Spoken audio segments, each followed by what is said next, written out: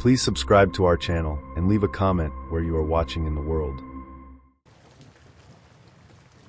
Strap in. This one is both mind-boggling and at times hilarious.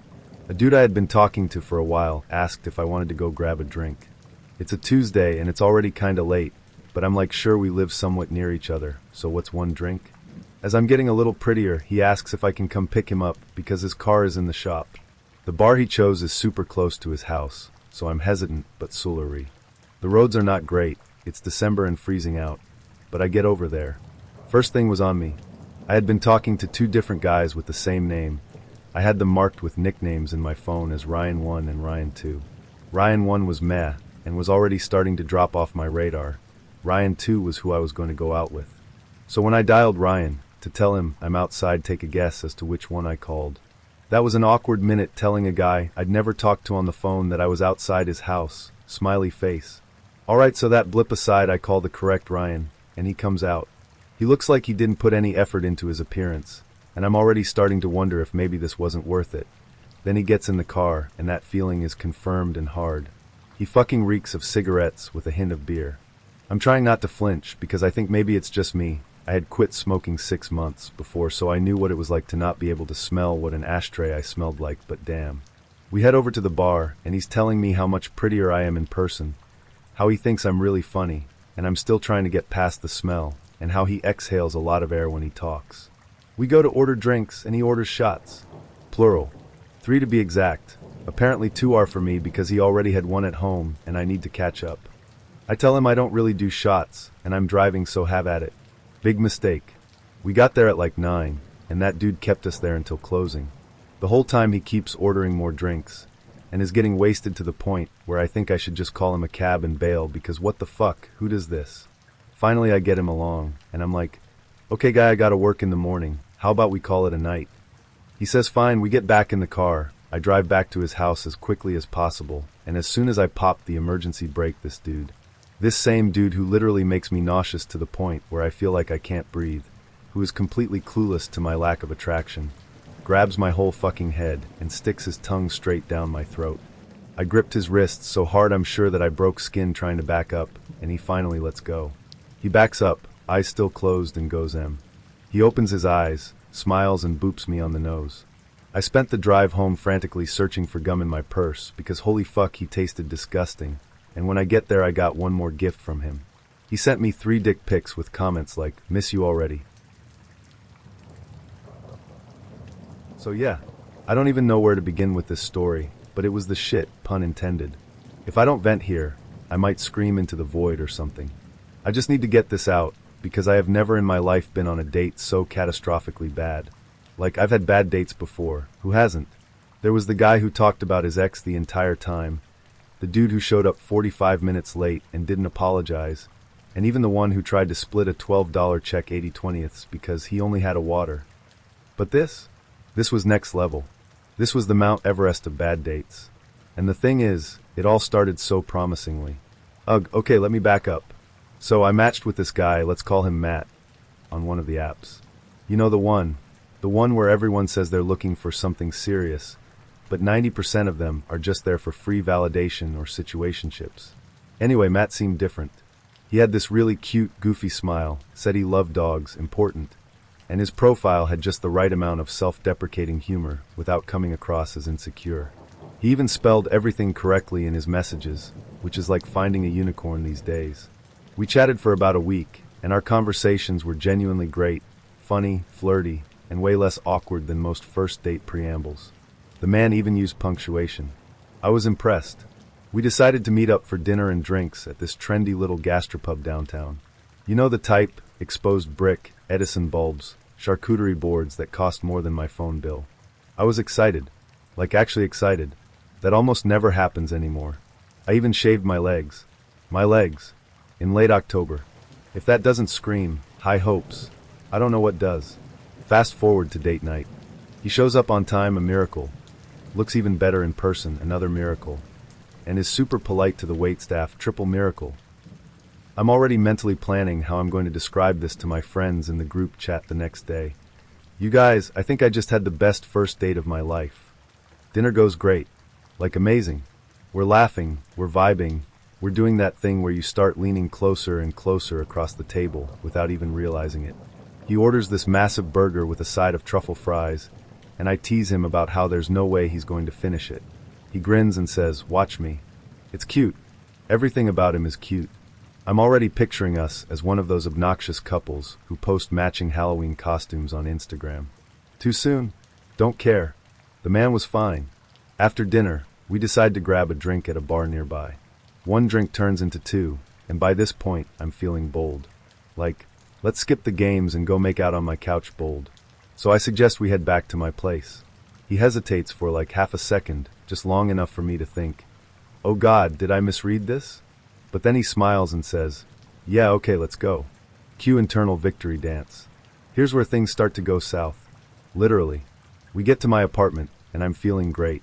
I've got candles lit, music playing, not too obvious, just a chill indie playlist that says, I'm cool and mysterious, but also totally approachable. We're sitting on the couch, and I'm thinking, this is it. This is the start of my rom-com moment. That's when he says it. "Hey, where's your bathroom?" No big deal, right? People gotta pee. I point him toward the hallway, and he heads off. I'm sitting there, sipping my wine, waiting for him to come back so we can continue our flirty banter and maybe, progress things. But he doesn't come back. 5 minutes pass. Then 10. At this point, I'm starting to think, okay, maybe he's just nervous. First date jitters. Happens to the best of us. I even convince myself it's kind of cute. Like, he's probably giving himself a little pep talk in the mirror. Adorable.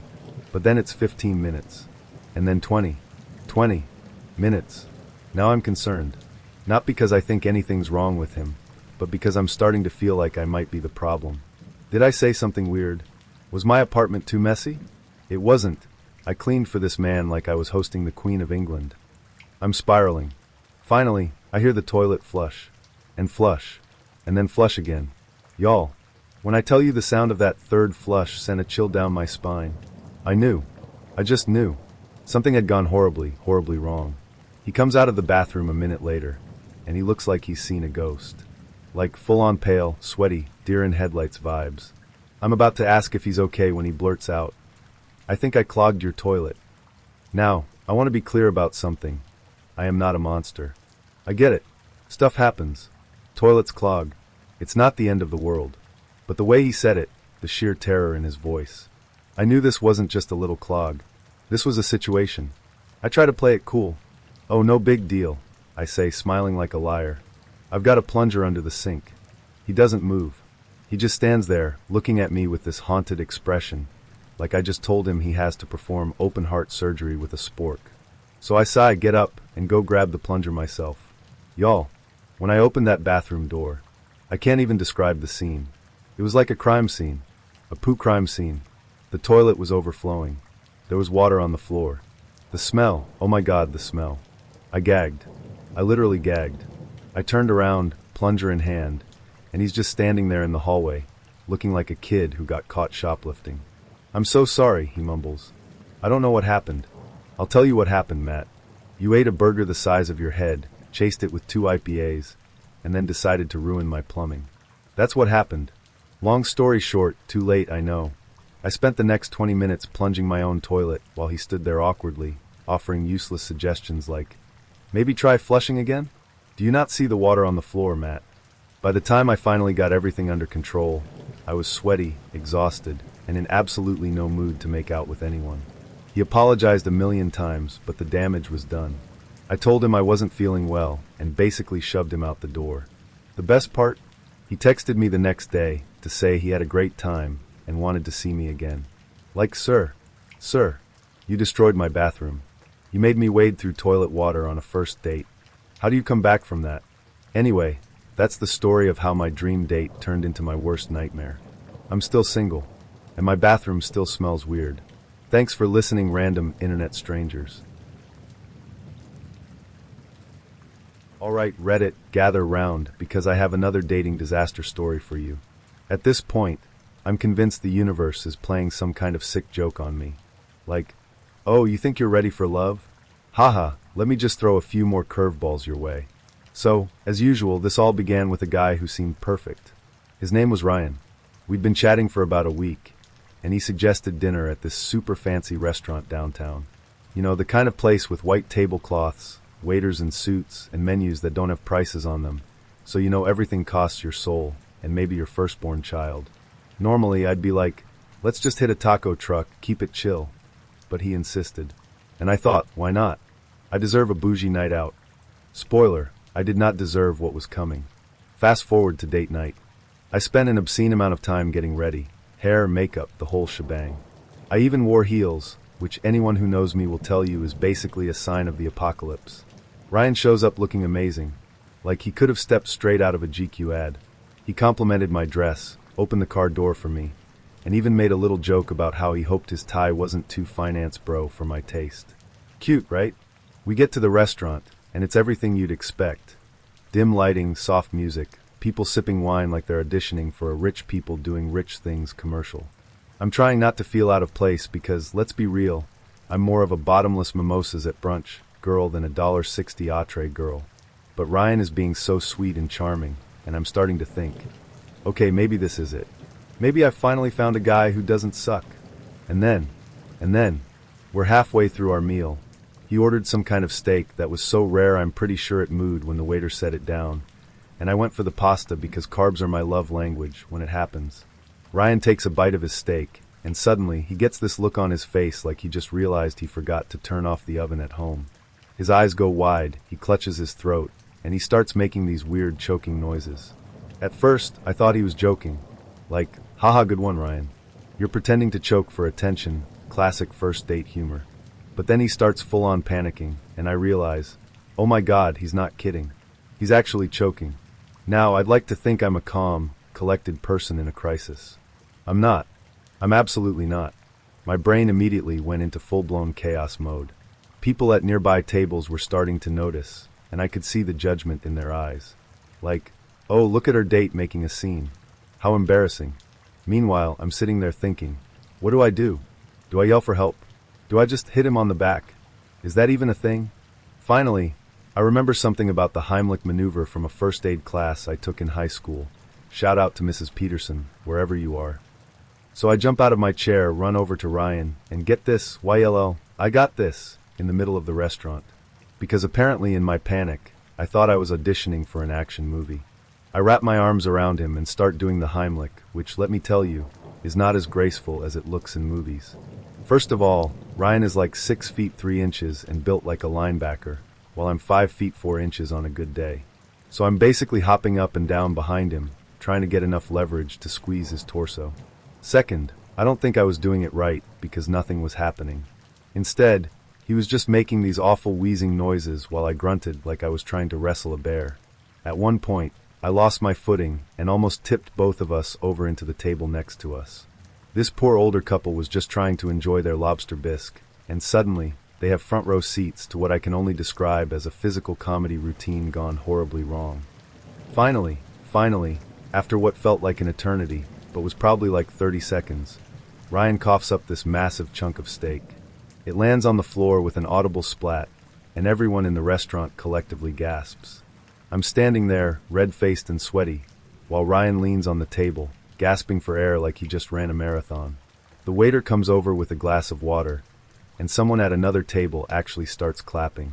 Clapping, like I just performed a magic trick or something.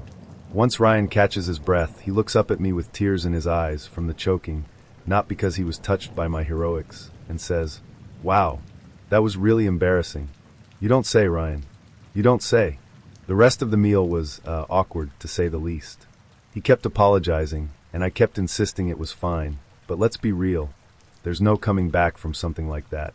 Every time I looked at him, all I could think about was the image of that steak chunk flying out of his mouth like a meat missile. After dinner, he offered to walk me to my car, but I made up some excuse about needing to get up early the next day. I mean, what was I supposed to do? Kiss him goodnight, and pretend I didn't just have my arms wrapped around his abdomen while he hacked up half a cow? No thanks. He texted me later that night to thank me for saving his life, his words, not mine, and asked if I wanted to go out again. I haven't responded yet. I mean, do I really want to date a guy who can't even chew his food properly? What if next time it's like sushi or bread or something? Am I supposed to just carry a Heimlich manual in my purse from now on? Anyway, that's the story of how I became a reluctant hero and ruined any chance of feeling sexy on a first date. Thanks for letting me vent. I'm gonna go eat some ice cream and rethink all my life choices now. I went out with a guy. We hadn't texted much, but I'd agreed to go on a lunch date with him anyway. Obviously, there was a lot of conversation to make. I usually grill my dates a bit before going out with them, but he hadn't tried to initiate a conversation in the time between I agreed to go out with him and the time we actually met up, approximately a week. And the conversations I made quickly ran out. I knew we were both 20, but one of the first things he told me was that he was about to finish year 9. I was 14 to 15 in year 9. I asked him what he wanted to do afterwards, and he said he wanted to be a dustman. I was quite surprised, who strives to collect other people's garbage. But he talked about the salary and the hours, and I shrugged it off. I'm not going to sleep next to someone who collects trash. I've been in a garbage truck, I know the smell. But it didn't seem like a proper reason to end the date 10 minutes in. I continued to ask him where he lived, and he said he lived in a home outside the city. I asked what he meant by that, and he said it was a place for autists like him. Okay, I'm open-minded, so I offered the information that I was diagnosed with anxiety, and he looked at me like I'd just admitted to double homicide. We got our lunch, and he started talking about his favorite film, 50 Shades of Grey. That's when I knew I was going to need to cut the date short, so I started coughing casually once in a while. I told him I wasn't really a big fan, but he told me about all the things he liked about it. We'd been out less than an hour when I excused myself, saying I had a cold and didn't want to pass it on to him. The next couple of days he texted me non-stop, and I tried to politely disengage by making answers that were short and non-interesting, but he kept saying he wanted to go on a second date with me. And at some point I just had to give him the whole, I had a lot of fun, and you're very nice, but it's just not what I'm looking for at the moment. But I do wish you the best in the future, smiley face. To which he replies, okay, but thanks for being so nice to me, which was kinda heartbreaking on some level. Where do I start? Sit back, folks, and enjoy the ride. Within the last year, I went to Virginia and met this girl on Facebook dating. Let's call her Maddie. I matched with Maddie and didn't think much of it. I match with girls all the time, and it never really ends up in a date. Partially because I'm kinda lazy about it, and partially because our schedules or our interests don't particularly match up, but anywho. So me and Maddie match, and we talk for a bit, but it's spotty. As in we send a few messages, and then hours upon hours go by, and we send a few more messages, so I was really thinking this was a dead end. Until about 2 nights later after we matched, I was in boxers laying in bed, probably about 10 minutes away from falling asleep, and she messaged me. She said something along the lines of, "What are you doing / come over" type of thing. So I knew exactly what to expect. Part of me was lazy and like who cares, and the other part was like I've been in Virginia for like 2 to 3 weeks now, and some female attention wouldn't be so bad. So I went her house. Prior to going, I did some digging and saw that she had lost a significant amount of weight, like over 100 pounds. Keep in mind this girl looks stunning, so I would have never known, but good for her, no big deal. So I get there and she comes outside, first thing out of her mouth is, "You're not $4 and ing me, just so you know." Which it's like 11:30 p.m., and it kind of turned me off because I thought this was understood. I mean, what else are we going to do? But okay, challenge accepted. So we small talk and I eventually work my way up to light kissing and some touching as she playfully and flirtatiously says, "Stop, you are not getting any tonight." Fast forward about an hour and she says, "Okay, fine, but at least drive somewhere else. I'm not about to do it in front of my dad's house." So we drive like 15 houses down and park. She gets in the back seat. Clothes come off of both of us, and immediately there's a ton of excess skin everywhere that was being held together by spandex from all the weight loss. Once again, not a big deal, good for her, just a little bit of a shocker. And then she sees me peering ever so intensely at her crotch because I could have sworn I saw a string. And she goes, "Oh crap, hold on." So I'm sitting in the back seat with my junk hanging out as she gets out of my car, waddles into someone's front yard, pops a squat, pulls the tampon out, flings it in their bushes, comes back in the car, lays down, and says, "Alright, I'm good. It was my last day anyway." Needless to say, I still went through with it. I don't know if you consider that a date, but I never saw Maddie again. She messaged me a few nights later to come over again, to which I didn't respond. Hope she's doing well. I couldn't decide if I should post this date story, or the one where I ended up eating bloody popcorn. So if you want to hear that one too, I guess let me know or upvote it or something. Id. Cheers to Maddie. I was about 57 and hadn't dated since my teens. I'd left a 30-year marriage 8 years earlier. This story will be about 2 dates with 2 different men, both of whom I met on a dating site. I couldn't decide which date was worse. I will call the first man Clem. Clem was a retired math teacher, 69 years old. He lived about an hour away from me in the country. He'd once farmed his small farm with draft horses. I was interested in all things country, so I thought Clem and I might hit it off. Clem asked me to meet him several times at a golf course where he was working part-time. We had coffee and conversed. Then he asked me to accompany him as he drove his mobile home to a nearby lake where he intended to park it for a week. He said we would pick up supplies, cook out, then he would drive me back to my place. He would be pulling his car. He picked me up and drove me to his farm where he hooked the car up to the mobile home, and we set off for the lake. I don't recall the conversation, but on the way to the lake, I volunteered that I had not been sexually active for 8 years. Call me naive, but it never occurred to me that Clem had more plans than for just a cookout.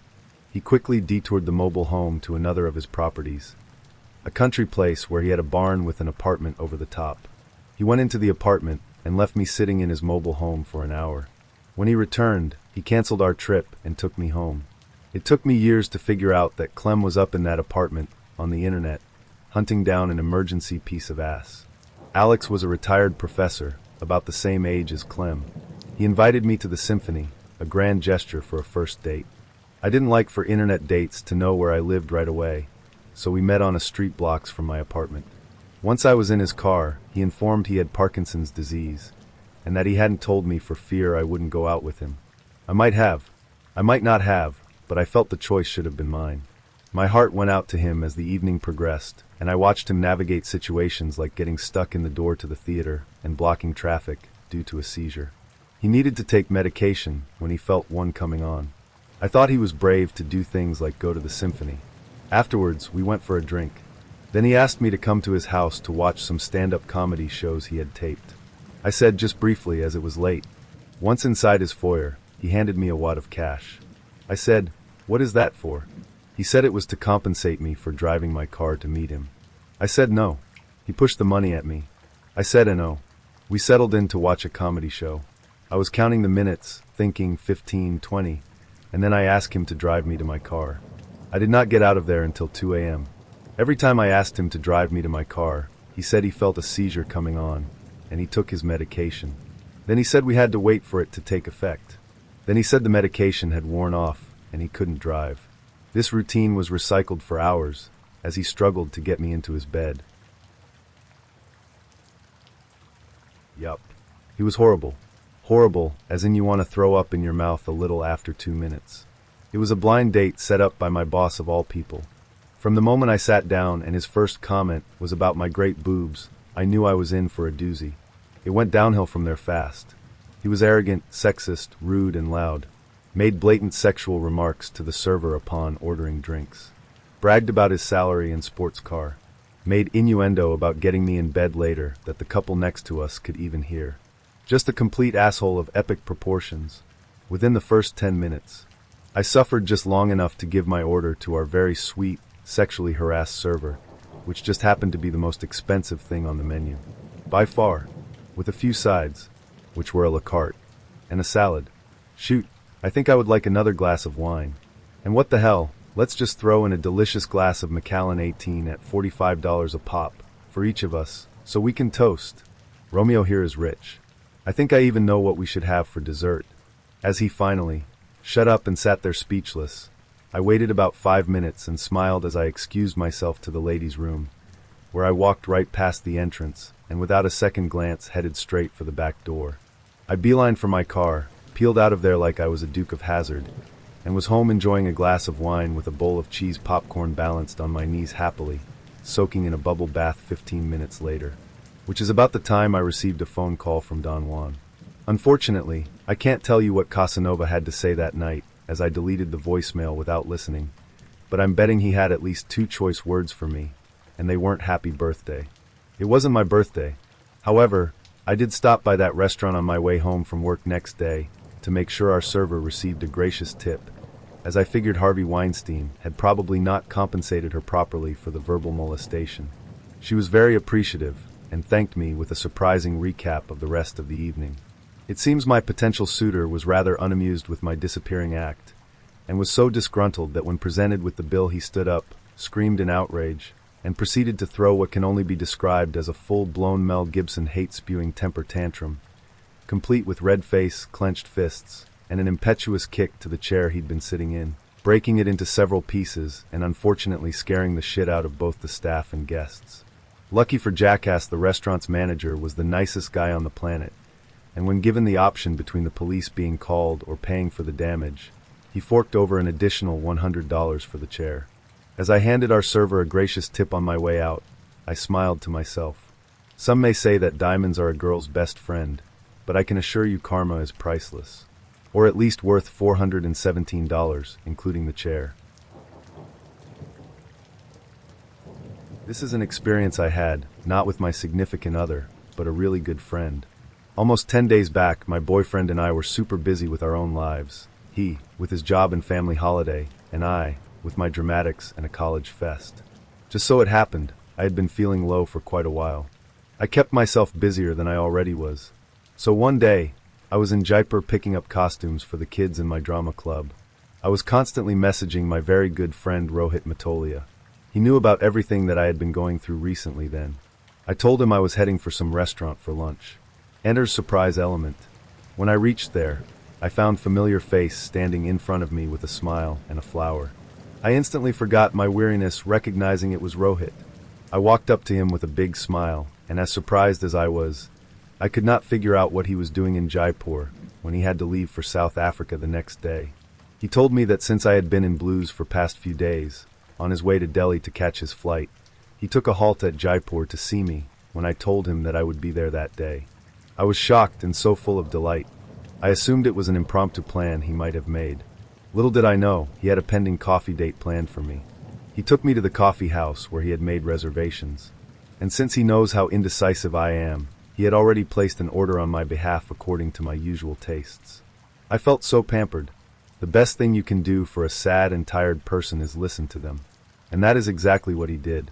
He listened to me whine about my college, my problems, my sorrows, everything. Not that he just listened to them, he kept adding puns and making jokes in between so as to keep the mood light and made me laugh. I always told him how I hate to cross the road on my own, and how I feel miserable when the person walking with me takes a lead.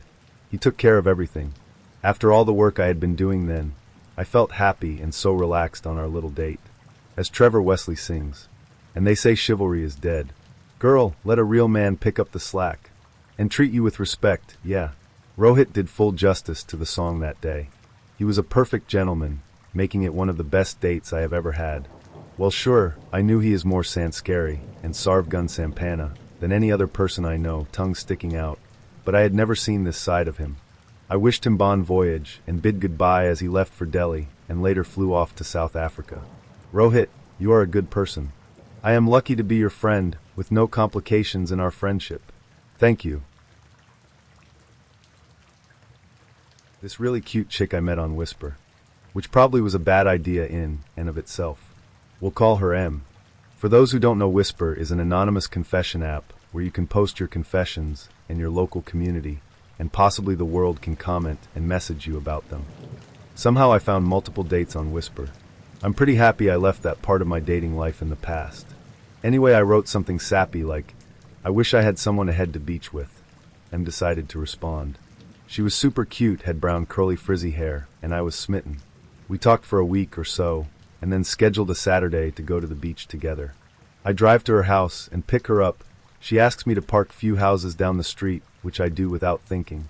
We went to the beach, made out, played in the water, flirted, and had a great time. She recommended going to a local bar, and we did, and we flirted and played games together. Honestly, up until this point, the night was fantastic, one of my better dates. However, M had been getting calls from her mother. Apparently, she was out beyond curfew. I was about 26 years old at this time, and M was herself 25. It was only about 10 p.m., but Mom was not happy with M or me. M asks me to drop her off a little down the street so that she can walk up to her house. I agree to do it because she asks. I watch her walk up to the front door and then drive off. I drive 30 minutes home, and Em calls me. Her mother refuses to let her inside the house until I come and see her. I'm dumbfounded, but she sounds worried, and I do blame myself. Even though Em never told about a curfew, nor how controlling her mom was. I drive 30 minutes back. At this point, I'm pretty frustrated. We had a long day out together, and I just drove an hour home and back. I park a ways down the street and walk up to their house. Em and her mother are standing on the porch. Her mom apparently only speaks Spanish, so Em acts as a translator as her mother twists her face and looks at me. She asks me what we did together today. Em texted me on the way to say nothing about the drinking. So I tell her we just went to the beach and hung out. We had a perfectly innocent day. Her mother keeps grilling me through Em as a translator and lets me know her daughter has a problem. She asks if we slept together. We did not, but that wasn't her business. Each question pisses me off a little bit more. My answers get shorter and colder as I start staring daggers back at her. Em's mom calls her sister out at some point and sends up the street for some reason in the direction of my car. I don't know why, but this shit is too much for me. I'm over it. I began marching down the street as I see her sister taking pictures of my license plates for who knows what reason. Em runs down the street after me, tells me how sorry she is, and then asks, get this, if we can make out in front of her mom right now just to piss her off more. You know, up until this point, I would say this situation was salvageable. Mom cares about her daughter and might have a drinking problem, okay. I can work around a drinking problem, and she wouldn't be the first girl I've dated with controlling parents. But this childish teenage rebellion bullshit coming from Em herself? I was too through. I drove home for the last time that night. She texted me that she was sorry again the next morning. I blocked her on everything after that. It's a bummer too because Em and I had a great time out together during the day, but I didn't know that our date was some act of rebellion or temporary escape from her mom. This is one of those infamous Tinder dates. Time to rewind 2 years. I matched with this Asian girl, and we hit it off. She liked the same stuff as I did, one of those interests being anime, Japanese animation. Now for those who watch anime, there are different genres of anime, and 2 genres that she liked a lot were eki and harem. It means anime with a lot of sexy elements. However, what I failed to understand was her definition to this sexy anime was vastly different to mine. Upon reaching a point in the conversation where we were deciding on ideas for dates, she promptly suggests something indoors rather than outdoors and fast forwards to her plan to watch anime at her place. Perfect. I guess this was around the time that Netflix and chill was a big thing, and being the horny young teenager that I was, I get all excited at the possibility of anime and chill. We decide to set this meet towards the coming weekend. The weekend arrives and I arrive at her apartment. She was a university student, and she was living in student accommodation. She invites me inside and says that her flatmates are out for the day, so we have the place to ourselves. I was around 95% sure this was my lucky day by this point. We get to her room, and as most flats are, her room is small but comfortable. It was quite tidy, and everything was kept orderly. She proceeds to set up her laptop whilst giving me a naughty smile, and that sets my pulse racing. She then proceeds to take out a DVD case, but I couldn't quite catch the name or cover. Then I'm told to sit down on her chair, but I was under the impression that we would be snuggling up on her single bed and slowly get to the action whilst the anime played. I remained optimistic, but it got stranger when she took out a notepad and pen. The anime started playing, but oh boy, this was not the anime I had imagined. For those of you who have had the privilege of staying away from the dark side of anime, lucky you. Here I thought I was going to be watching some high school DxD or something, but I am greeted with hardcore hentai. I proceed to the most reasonable response in my mindset. What the F? She then goes on to explain that she would like me to watch the 30-minute hentai clip and then explain how the viewing experience felt. I say hell no, but she insists and then explains the reality of why I was ever invited in the first place. She writes reviews of hentai and uses viewer experience as part of her summaries. She then said Tinder was a good place to get, or in every guy's perspective, bait, guys to partake in her review program. I immediately ask her for the toilet and bolt. Cheryl was nice. Sociable, vivacious, spirited, intelligent, bubbly, fun. I was stunned she didn't shoot me down when I asked her out. We exchanged numbers and talked a few times. This was just when texting was still a passing fad in my region. We had a good rapport, good connection, we clicked, we meshed. Because she didn't know me well, she worked in the bank I used. I suggested for her peace of mind that we meet at a local restaurant we both liked. I made it clear that I'm old school. Since I'd asked her out, I'd take care of paying. Ask her pays. Great. Meet you there at 5. That worked for me, and we sort of let silence fill the next day and the next up until date time. Build a little tension. Absence makes the fart go Honda and whatnot. I went all out. New shirt, polished the boots, nice jeans, got a hair trim, stropped up my straight razor for the ultimate shave, the works. Got in my truck looking good, feeling like I looked damn good. I pop a mint, chew it, swish, swallow. Pop another, let it start dissolving. A dude at work bought a brand new Mustang, but I got a date with the sexiest woman in my town, so I win. I got my game on. Pulled into the parking lot at 4:50. Her car was sitting there. Hot damn. I love it when the other person on the date shows up. Lock up the truck, go inside. Scope around and spot her in a back booth. Ooh, romantical. I take a step farther and notice this other go-troper is sitting in the booth, on her side, talking with her. Cool. I walk on and greet her, a handshake. I was hoping for something like a cheek kiss, but oh well. I'd love you to meet Randy, not his real name either. I hope you don't mind. Such a wild coincidence that he was having dinner here tonight of all nights. We attended university together and haven't seen each other in, 6, 7 years? Oh yes, at least. And I have missed your warm smile.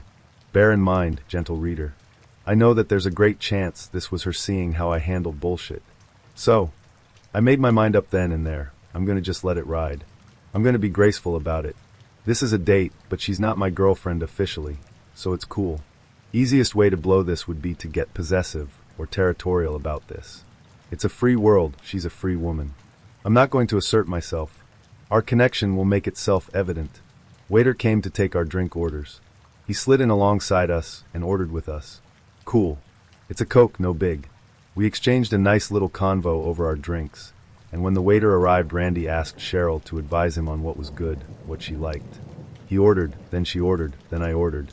As the date progressed, I started to notice something. Early, during the drinks, her attention was split maybe 60-40 favoring him.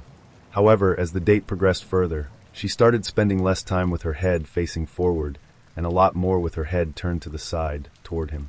There was a considerable chunk toward the end when she didn't look at me even once, and neither did he. 10, then 15, then 20 minutes.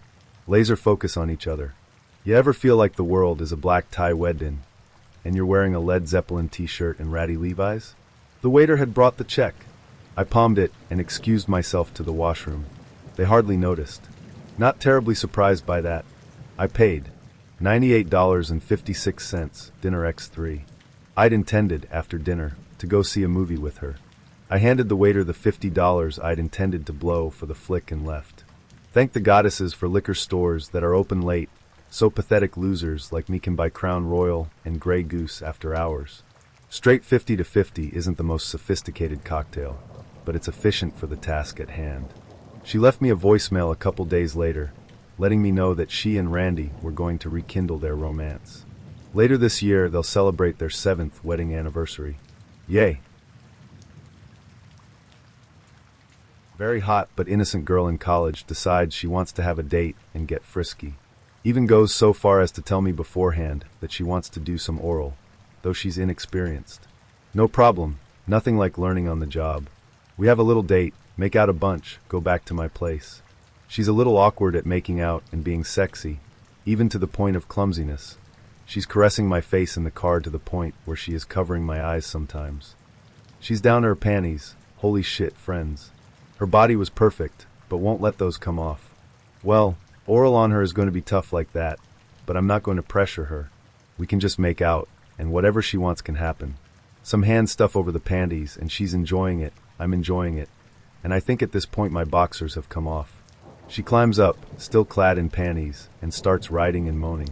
Fuck yes, okay, she's digging it, that's great. And it's only a little uncomfortable compared to the good it feels. Every so often she gets it to the angle where it's like, oh, her panties are all that's keeping that from going in, and then goes back to riding. I can feel through her panties that she's basically got me right down the center. And we're both enjoying that. Smiles, moans, heavy breathing, it's good. Then, without pausing her ride or changing tone or emotion whatsoever, she says from atop me, "It feels like I'm being attacked. Hit the brakes. What the F? What? What did you just say? I roll out from under her and leap to the other side of the bed, hauling my underwear up. What do you mean?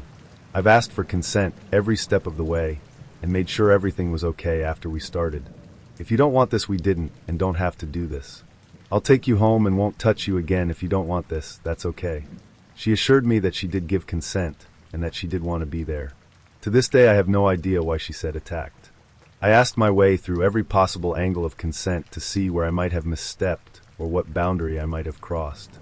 Nope, none. I don't know if she knows why she said that. She was really awkward and maybe a little too innocent and naive. But she assured me that everything was consensual and she wants to keep going. But she's afraid if I touch her V, or if she finishes, she'll be addicted to sex and she won't be able to be a virgin on her wedding night. She was enjoying it, she said, but maybe too much, so we had to stop that. But, she suggested, she'd give me a job. It was as terrible as you might expect. I truthfully have no idea why I didn't just say absolutely no. The drive to take her home was weird, and my drive back to my house made me reevaluate my life choices, and where I let my, now very sore, dick lead me. It still led me to some other regrets in the future, but this was the only one this bad and terrifying. This is very long and overly detailed, but it's the only way I can convey how creepy this was. Having become recently single after a 2+ year relationship ended, I was encouraged by my parents to give the nice boy from church a chance as he was beginning to show interest in me. Keep in mind my family and I knew who he was, but did not know anything about him other than he seemed like a genuinely friendly person. I was not attracted to him in the slightest, but I figured if he was nice and we got along, then maybe I should just give this a chance. I agreed, and he said he would come pick me up from my house, and we would go to the movie theater. He pulled up to the house and walked in, greeting me and my mother. We walked to his car, and on the ride to the theater that was about 30 minutes from my house, the conversation was normal, and it was moving along, nothing awkward, just a good conversation. However, the moment we stepped out of the car at the theater, everything changed. He demanded that I give him my hand, so we can walk in together that way. I thought it was odd, but I agreed to, because what's the worst that holding hands can do? We walk inside, and as we are standing in line to buy tickets, he tells me to kiss him.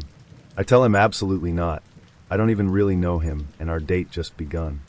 He was upset, but let go of my hand and clung to my arm. We walk into the theater, and he immediately tells me that we are going to sit in the very back row. Although it was not a row, it was only 2 seats, most likely there for those who were handicapped. I did not want to sit alone with him there as I was already uncomfortable, but I did anyways because I was nervous.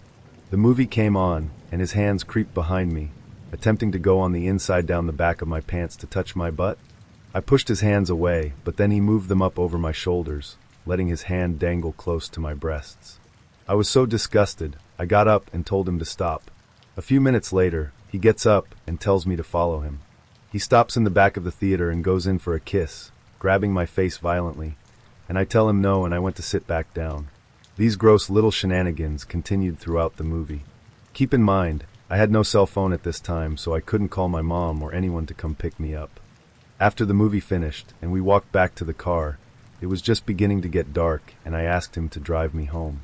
After telling me about how amazing of a night he has had so far, weirdo, he says he will drive me home. Well, instead of taking me home, he turns into a middle school and drives all the way to the back end of the school so that we can play on the tetherball courts. I thought that maybe he was trying to get us to play together to ease the tension he caused in the theater, but after playing tetherball with him for maybe 2 minutes, he says he is done playing and asked if I want to get in the back seat with him. I tell him absolutely not and that I need to get home. He ignored that, grabbing me from behind and pulling me towards himself. If that isn't bad enough, he starts singing. He starts signing the song Anna Sun by Walk the Moon. Don't ask me why, because I could not tell you why. Not that it matters, but he sucks at singing, and I am at this point, horrified beyond doubt, because he is singing into my ear as he is holding me so tight to his body that I could not move. This continued on for about 15 minutes as he cycled through other songs he knew. I repeated I need to get home, and he agreed and we left. As he pulls into my driveway, I guess I hesitantly said I did not really know if I wanted to go on a second date. He floors it backwards out of the driveway and starts driving fast down the road. He begins raising his voice at me about how dare I waste his time, and how it seemed that I was having such a good time that he doesn't understand what could have went wrong. I know, what in the world. To get him to calm down, I told him that I would go on another date. He immediately smiled and stopped screaming, turned around and took me home. He rushed out of the car to open my door for me, and as I was standing up to get out of the car, he shoves his face in mine, absolutely slobbering my face, trying to kiss me. Again, I wanted to vomit. I walked inside and did not tell my parents what happened because I had not processed it yet myself. It does not end here yet, though.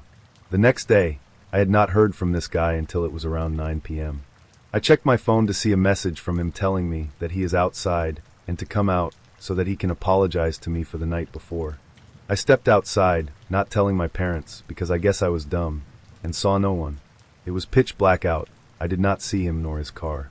I called out hello and heard nothing, so I turned around to walk in.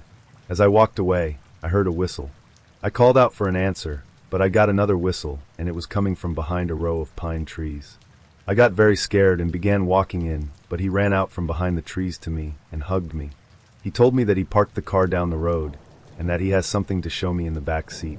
At this point I was very scared and did not want to upset him, so I walked with him to his car.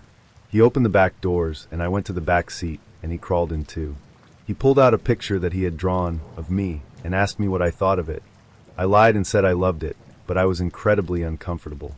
He then lays back on my lap, his head on my thighs, and starts saying how nice this is and how he wants a future with me.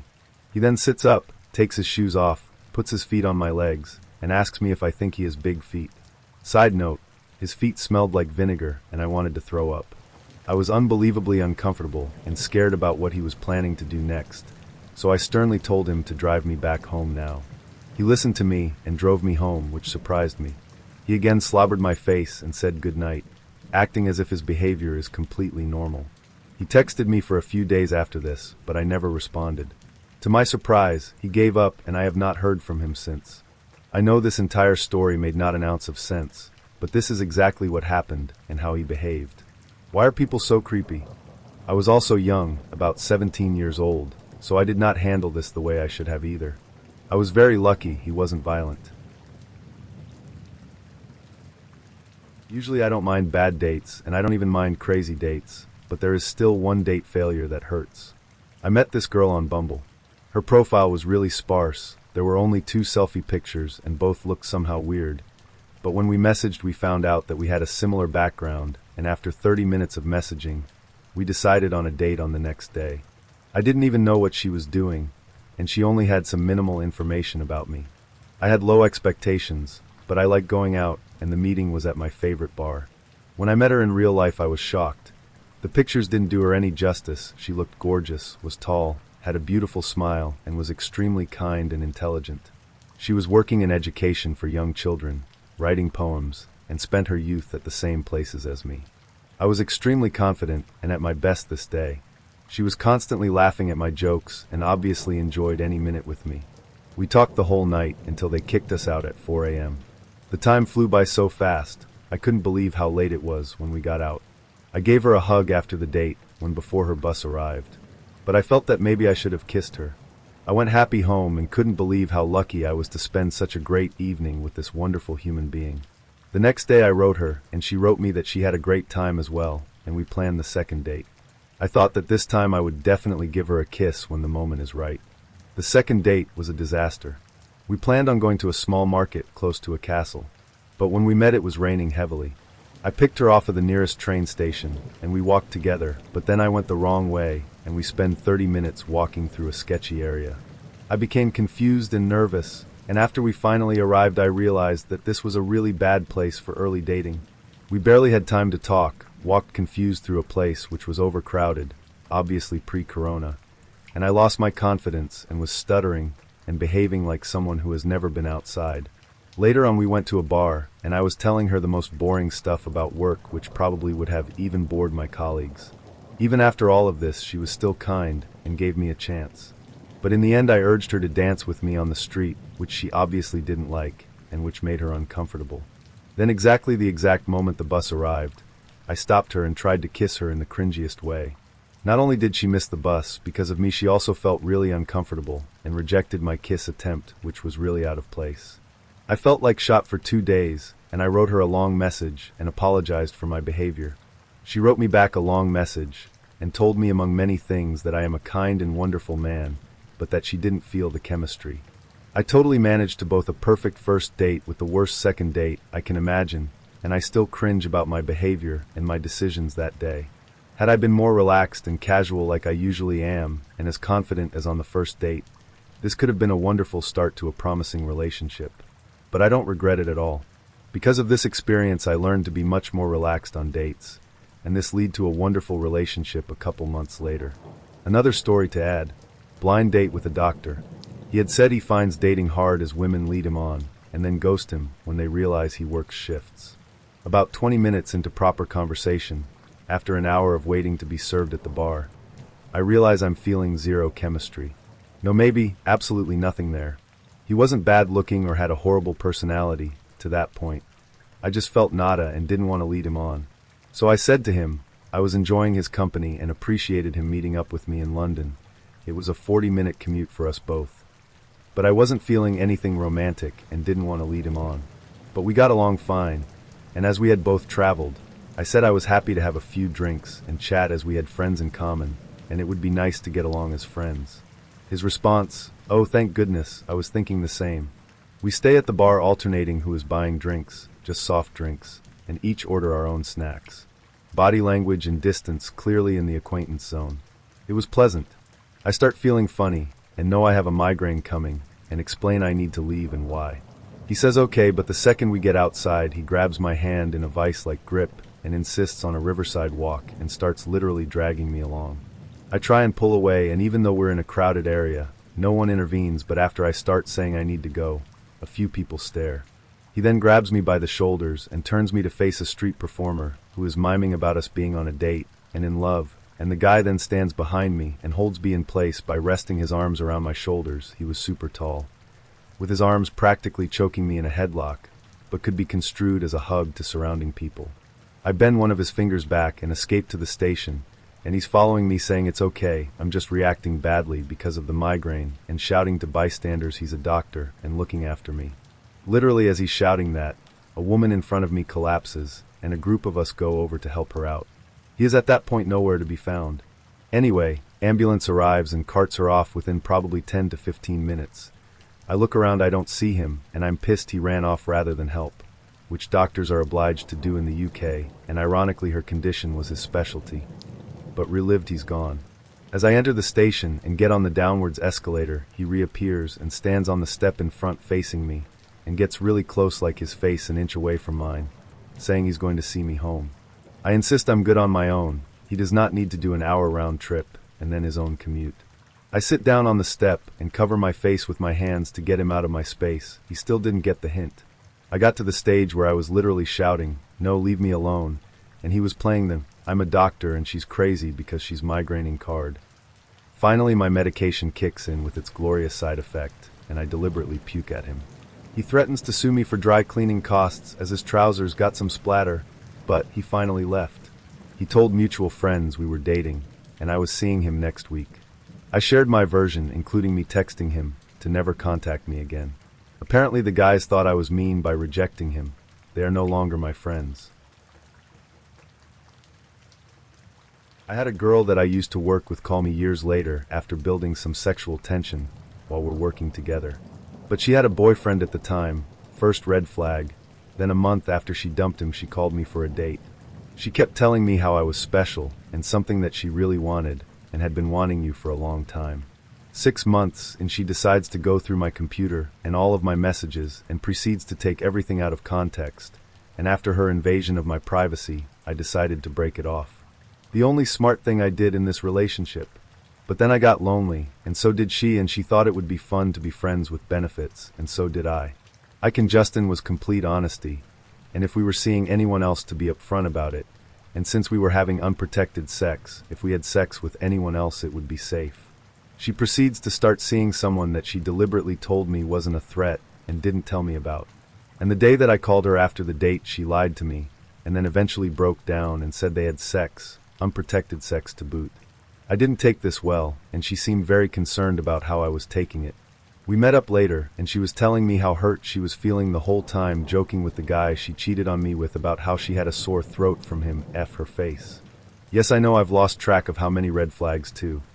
But she apologized and I took her back and he told me that he was nothing and a meaningless F-boy. Fast forward 3 years, and I catch her cheating on me again, this time with multiple people. My stupid ass thinks their sole path forward for us because I was emotionally committed to the relationship. And those 3 years are me trying to make things right. And it turns out she had been trying to drive me away, but she didn't have the guts to break up with me. So that explains why she was cheating on me with anyone that showed her interest. We started couples counseling, and that's when she told me her meeting with FBOI had been a relationship, not just a one-night stand. I was also having health issues at this time, and my first hospitalization was when she really started cheating on me in earnest. And when I got paranoid enough about it, I looked up her Reddit history, because she would give me her username in the past. Needless to say, that was very eye-opening and hurtful, because she is on her /adultery telling people how to cheat and get away with it. Also multiple posts complaining about her horrible boyfriend. Also a post about cheating in other cities, and complaining she couldn't find a good AP in her local area, it wouldn't reject her when they found out she was cheating.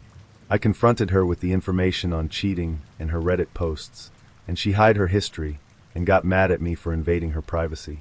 I should also point out during this, she got arrested for being blackout drunk, slashed her wrists and didn't tell me, and during COVID I supported her while she was throwing money into her vacation fund. In the beginning of 2021, when I had another health issue and was hospitalized again, she broke up with me 2 days after Valentine's Day, after ignoring me for several days in a row, while I was still recovering from surgery.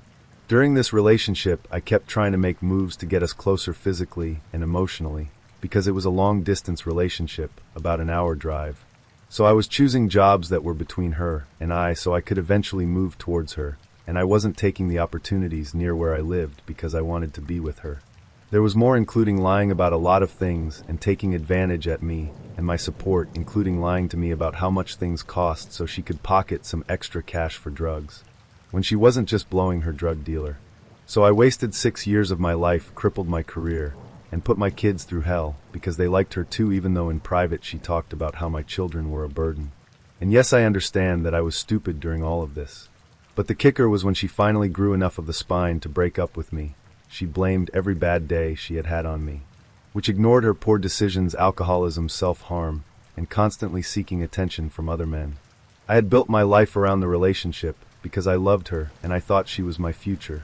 So when we broke up and I realized she had been trashing me to anyone who would listen, the majority of my friends evaporated, and people I thought I could trust were the ones covering for her having affairs.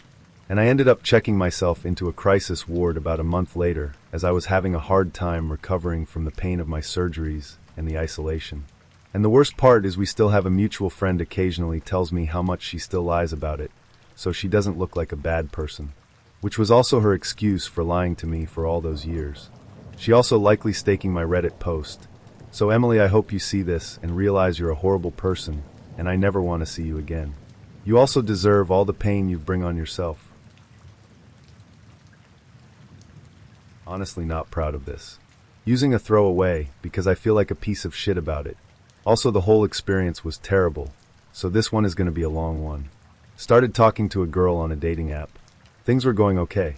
We decided it would be fun to meet too, but she didn't drive. If I recall, she was 19, so kind of a red flag, and she figured I could drive to her place. I agree, and then I learned she lives about an hour away north of me. I live in a small city. You could almost even not call it a city. But she lived on a town north of the biggest city in my state, which I am always do nervous to drive in because city driving is so crazy to me. I do it anyways because interested in girl, and the drive obviously was stressful and crazy. I get out of the city and start realizing this girl doesn't live in something I'm used to. It's a lot more rural than I thought. Like middle of fucking nowhere rural. Whatever, not a big deal, I guess I'm just nervous about the drive. I take a turn down onto the street she lives. I see several trailers. I'm like, oh fuck, okay, well I don't really care if she's wealthy or not. I pass the turn on accident and almost pull into a dead end at the end of the street where some guy's property has a big Confederate flag and a sign that says trespassers will be shot. Reverse down the road. Girl says she'll meet me outside. Immediate first impression, catfished hard. Girl looked almost triple her size from pictures. Well, not exactly a deal breaker for me because I'd like to think I'm not too shallow. Get out of my car. Next impression is she's very, very quiet. Like I'm thinking, do you even want me here right now? Quiet, but she comes off as really shy was all. Couldn't look me in the eyes. Girl is wearing very baggy clothing. She tells me in a really awkward way that her mom wants to meet me, which made me a little nervous because we had not discussed meeting parents at all, and again, middle of fucking nowhere. As well as at this point I'm noticing how run down this trailer looks.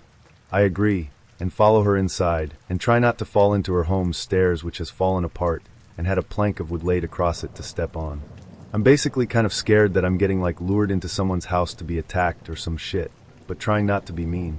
The house lead to her kitchen, and holy shit this place is a stein. Literally some shit out of the show Hoarders. Garbage everywhere. Girl steps over garbage, and keeps and goes through a fucking door frame with a garbage bag hung from the top like those hippie bead doors, only obviously trashier. I follow her in, and the living room is even worse. Literally piles of garbage all over the place, can't even see the floor. I see her mom, laying on the couch. Mom is immensely obese, but I couldn't really even see her all the way because she's just in this pile of stuff basically. Mom said just a friendly hi. Have fun, girl. Okay. Walked backwards through the house and was thanking God I was outside. Girl says we could go to a park. I'm all about it, because please get me out of here. I let her in my car and realize she has extremely bad hygiene. Like really smells bad, extremely poor hygiene. Also notice slight mustache, which I feel very bad about feeling grossed out about, because I know for some girls, like if they have pose, that's very hard to manage. But this girl doesn't seem like she cared. At this point I'm kind of ready to just bail, as not attracted to girl, very awkwardly quiet, and just all around a very uncomfortable situation. I follow her instructions on where to drive, and am trying to make conversation. Girl is very quiet. We get to park. She immediately tries to make out with me. I'm like, there's kids literally playing right in front of us. She's like, oh, just pull in over there then. I'm super non-confrontational, so I will often do things I really don't want. And in this case I drove to some other part of the parking lot. Girl keeps kissing me. I'm thinking, okay, I'm not into this at all, but I guess. Kissing is okay. I keep pulling away though and saying, I'm sorry, I'm really freaking awkward. She keeps trying to kiss me, and I'm not into it at all, but whatever, I just wanted the F thing to be over. After this I'll make up some BS excuse and go home. I keep doing the whole, yeah sorry I'm awkward, and trying to stop things. Girl makes a comment like, you know, I put on my baggiest shirt because I expected to be bending over the seat. And I was like, okay, yeah, that's cool, haha. Girl was heavily hinting that she wanted to give me a blow job. I told her, yeah, this is way too public for me, and she's like, oh, start driving. As soon as I'm on the main road, the girl tells me there's a Walmart we can park behind. At this point I'm not about this at all. I say some shit like, oh well, I've never actually been in this town. I was thinking it'd be fun if you showed me around and maybe we can keep driving, right? Fun? And proceed to just drive around like crazy and all around this non-existent rural area. After this I make up an extra because she keeps talking about going to the Walmart. I'm like, yeah shit, lost track of time. I need to go study for my exam. I'm really sorry. I drive her home and she asks me to get out of the car so she can give me something. I resist at first, but end up getting out. She goes and grabs a very filthy bear plush holding a heart. I muster an thanks. She then says she wants a hug before I go. I'm like, okay. She tries to kiss me one last time. I stop her and she laughs and says, wow, you're awkward. And then I basically apologize and agree. I get back in my car, tell her I'd text her, and speed the fuck out of there. I then close the night out by calling my friend, telling him all about how awkward, gross, and terrible the whole day was, and how driving through the city was just the cherry on top of all the garbage. Worst part of all of this was I tell her it's not gonna work, but the next day was Valentine's Day, fun story but bad time, and felt like a dick for but being into it. My revenge came in 2 parts, one petty and one pro. I should warn that the following contains graphic details of various kinds of bodily harm. If that bothers you, skip the background and just read the revenge. The backstory. When I was 19 or 20, I'm 25 now, I met a guy on Tinder. Let's call him Brad. Brad and I didn't get off to a great start, but I had no idea how bad it was going to get. At first it just seemed we were incompatible, as he was pushy and rude, and I take no crap. If it had stopped there, I wouldn't be here right now. But it didn't stop there. Once I made it clear that I found Brad repulsive and wanted nothing to do with him, his messages took a turn. He threatened to stalk, kidnap, and murder me, along with some gory details. Particularly disturbing was his explicit desire to strangle me and watch the life leave my eyes. He also managed to find my home address, 3 hours away from the city we were in, and threatened to come find me. As a side note, it was my dad's house, and some small part of me wanted to see exactly how badly it would turn out for him if he showed up there. Of course, I warned my dad and gave him a picture of the guy. I also took screenshots of everything he sent me. The petty. Being a young woman with no idea whether this madman would actually go to lengths to find me, I called the cops. When they came, they looked at the messages, told me it constituted terroristic threat, but also told me there wasn't much they could do unless Brad actually showed up. They did take down his details, including where he worked, which is listed in his bio. This will be important later. From what I understand, the cops went to Brad's workplace to speak to him, and he refused, so they left. Nothing ever came of it. For the second part of the petty, I found his Facebook. Again, don't put your freaking workplace on all of your social media. I snooped around and managed to find a couple of his family members. I sent them all the screenshots along with an explanation of what happened. I didn't hear back for a few days, but when I did it was from Brad's mom. She apologized profusely on behalf of her son and told me they were driving in from Brad's hometown 3 states away to confront him. She asked me not to warn him of this in advance, and obviously I agreed. I don't know what became of this, but I hope he got a good, southern-style ass whoopin'. Now for the pro. A few years later, when Brad probably thought he was in the clear, something jogged my memory of what he did, and I decided it was time for him to face some actual consequences. I made a Facebook post including his picture and bio, all of the screenshots, and a message warning people in our area, and asking them to share it around so other women would know what they were dealing with. 2 days later, Facebook took it down, but the damage had already been done. 3K shares and many messages later, all of that information had made its way to his company's Facebook page. From what I understand, they were absolutely flooded with messages about Brad and his behavior. They responded with a stock message about how they were dealing with it according to their policies.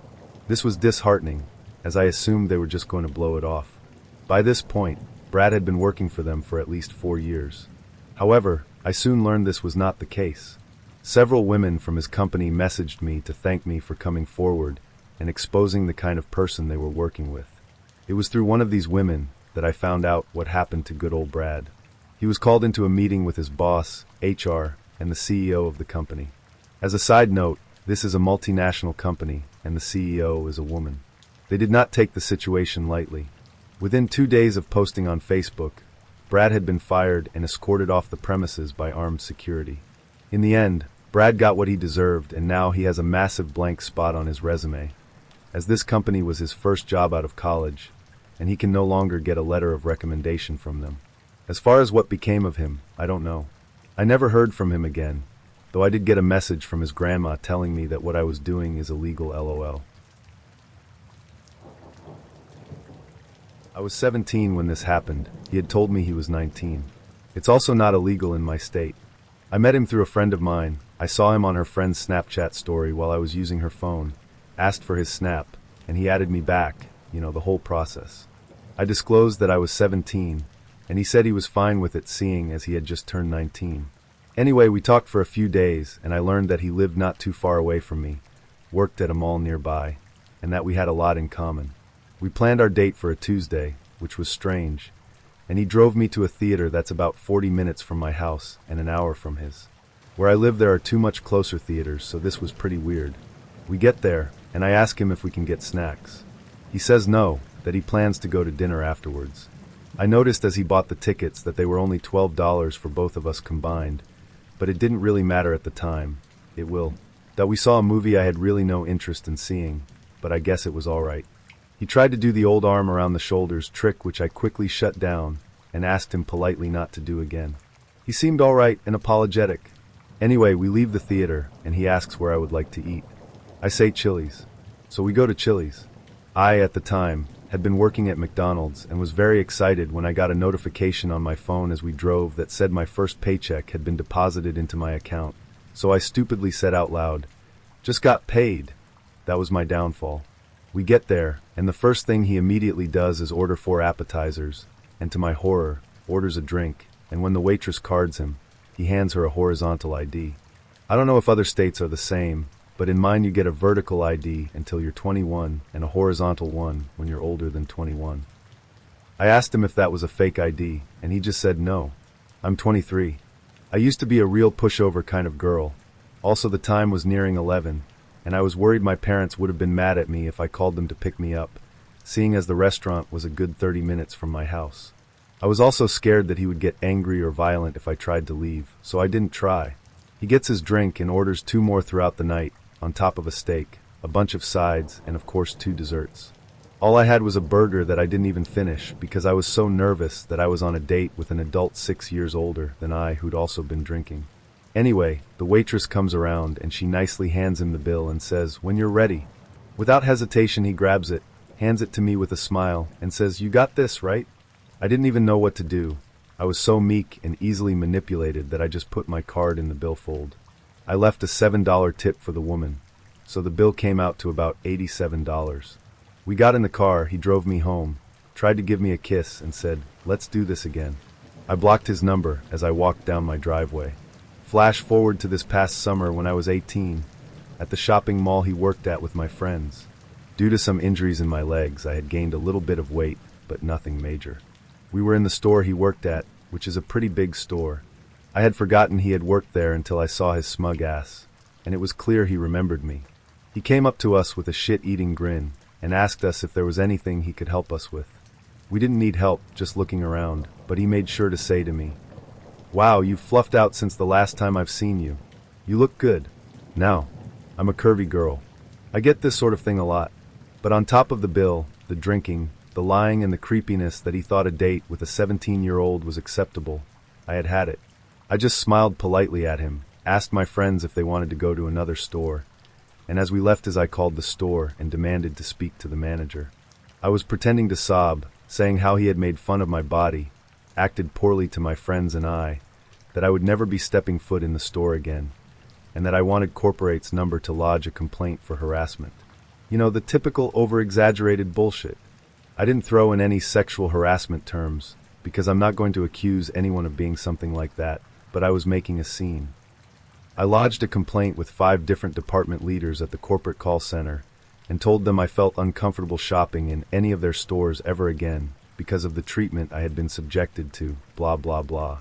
6 days later, hanging out with the friend who set me up with him, she asks me if I remember him. Yes I do, I say. She shows me his Snapchat story. All black, white text, "Cannot believe I just got fired after 2.5 years for no reason."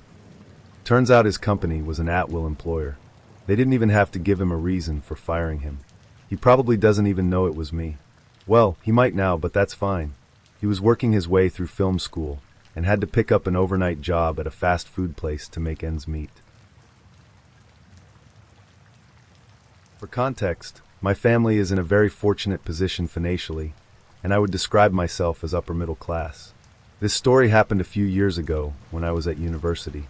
It was a fairly small university, so many of the students lived locally, in a generally very working class area. I also have a twin brother who goes to a different university nearby, who has a small part to play in this story. I had never really had much luck with dating due to having some pretty niche hobbies and interests, so it was hard to find people I can relate to and really click with, but I would always get on, and remain friends with people if things didn't work out. I ended up dating a few girls on the uni netball team. They all seemed nice, but again, it was clear we were not a great match. Because I stayed on good terms with everyone, I ended up spending a lot of time around the people I had previously dated, but just as friends. Consequently, most people on the netball team were familiar with me. Enter the greedy girl, Gigi. She was a bit of an outlier in the team and didn't speak much, so nobody knew much about her. One day, she comes up to me and asks me out on a date. This was a nice surprise as I was normally the one asking. So I said yes, as I had no reason to dislike her at this point. After I say yes, we chat for a bit, and she keeps trying to shoehorn into conversation the fact that she, like many others around here, doesn't have a lot of money. I didn't really think about it too much at the time, but in hindsight it was obvious. To keep the story short, I won't explain the dates. We went on 3 before I realized how greedy she was. All you guys need to know is that I paid for everything on every date, but I didn't mind doing this. We normally went out on weekends. One day I went to the library to get some work done. The desks have tall partitions between them for independent work, but whispering was still allowed in this area. Over the partition in front of me, I hear Gigi's voice whispering to a friend. I begin to stand up to say hi, but stop myself to listen to their conversation just before my head emerged over the top. She was talking about me, calling me things like a posh C***, but saying she was going to let me take her on a few more dates because I took her to fancy bars and bought her expensive drinks. I thought about it and realized that she had always gone for the most expensive drinks on our dates so far, so I decided it was time for some revenge. I left the library without being seen. A few days later, I actually saw her driving a brand new BMW Z4, so she was clearly pretty damn rich herself.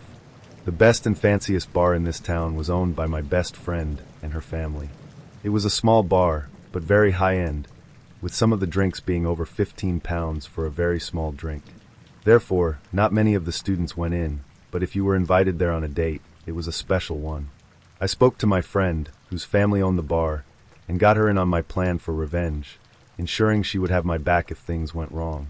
I was pretty paranoid about getting caught, because I planned on tricking Gigi into paying for everything that night, up to a total of the cost of all the previous dates combined, in excess of 250 pounds.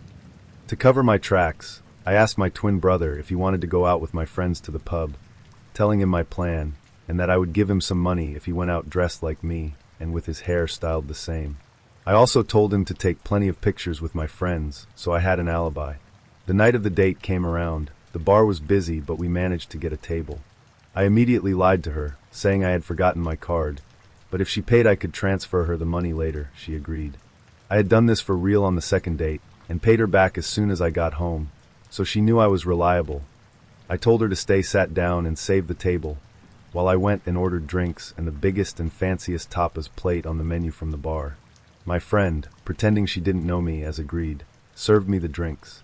Gigi seemed to be in disbelief of my generosity, and pretended that she was having one of the best dates of her life. I also pretended to be enjoying it, continuing to buy expensive food and drink until I had nearly spent the target 250 pounds on her card. The dessert section of the bar's menu is titled Just Desserts. Finding this oddly appropriate for my revenge, I asked her if she wanted her just desserts, pointing at the menu. She laughed and said yes, so I went up to the bar once again with her card and ordered 2 of the super deluxe chocolate fudge cakes. I told my friend to keep one for herself for when her shift ends, and if they could write F***CKU on top of Gigi's. The bar has candles with letters on for birthdays, etc. I then returned to Gigi, handed her card back, and told her I was going to the gents' bathroom. I left, never repaid the money, and went to join my mates and brother at the pub. Gigi confronted me in front of the netball team a few days later, but I just acted confused, telling her I was out with my friends that night, and showed her the selfies my brother had taken with my mates when she tried to argue with me. The entire netball team took my side and stopped speaking to her. Gigi has since left the netball team, and from what I can tell I don't think she has many friends now. I had a fantastic night of revenge with fine food and drink at her expense. My friend got a fudge cake, my brother got some money, and all the lads got to go to the pub. All in all, I found it super satisfying, as everyone but Gigi was happy. I'm a woman in my 30s with a reasonably good corporate-type job in a field with lots of room for growth, and am recently back into the dating scene after a decade.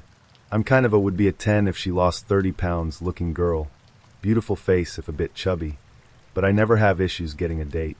I'm not well off, but I'm stable and have a bit of spending money. I live in a large multicultural city, and my ex was an immigrant, so I'm open to dating people of any origin. What happened? A few weeks ago I met a very charming man from a Latin American country, only a couple years younger than me. Seemed very sweet, cuddly, intelligent, family-oriented, emotionally available, educated, and in a good profession back home in his country, and had a lot in common with me. Chemistry seemed amazing inside and outside the bedroom. He was honest that he was in my country on a tourist visa but hoping to stay. I made it clear I wouldn't be able to help him with that, but we'd have a fun summer fling while he was here. If he managed to stay or come back, only then would we consider a real relationship. Then the other shoe dropped. A couple weeks and 4 dates in, during a text conversation about my work, he asked me to be his sugar mommy. I initially laughed and assumed it was a joke. He kept pushing and clearly said it wasn't. Of course, feeling insulted by this, I went off on him. He maintained it as a serious ask until I hit a nerve with my complaints about how embarrassed he should be to ask me that. Then he got angry and insulted me for thinking he was serious about it. No apology for being hurtful to me. Obviously, what I did next was take screenshots and cry about it to my closest friends. I was hurt that I was fooled into thinking he liked me, and that he thought I needed to pay for a man. My friends started the fuse on what happened next. One of my friends started snooping more on his online presence. Together we found about 6 different Instagram accounts that were him using different variations of his name and different photos of himself, all uploaded in batches. On Facebook, a similar pattern, all very scammy and suspicious looking. He'd been foolish enough on one of his profiles, though, to follow and tag the employer that he was working for illegally on his tourist visa in my country. So I contacted another close friend in a local law enforcement agency that works with immigration. She looked up his file. He had a wife and daughter at home. I released the hounds after that. The friend who helped me investigate online made several group chats on multiple platforms with all of his family, immediate and extended, and friends. She released all the screenshots, as well as a rant about how shameful it was. As they started blocking her, she added more people. I found his sister's phone number. She sent her messages on there too. Everyone he knows, including his wife, know he's unfaithful and trying to take advantage of women. 30 minutes after the online bombardment started, I got a rude message from him about how I should be smart enough to know he was joking and he doesn't need to sell himself. I didn't reply. Next step? Online immigration reporting form with all the info we found. Work info, employer name and address, his home address, full name, DOB, photos, screenshots admitting to working. Usually these reports take months to be reviewed, if at all, but I gave the file number to my law enforcement friend. 2 days later, law enforcement officers visited him at home. They found him with a phone number that was issued to a local resident. All his roommates also had numbers issued to the same person, a direct link to the employer.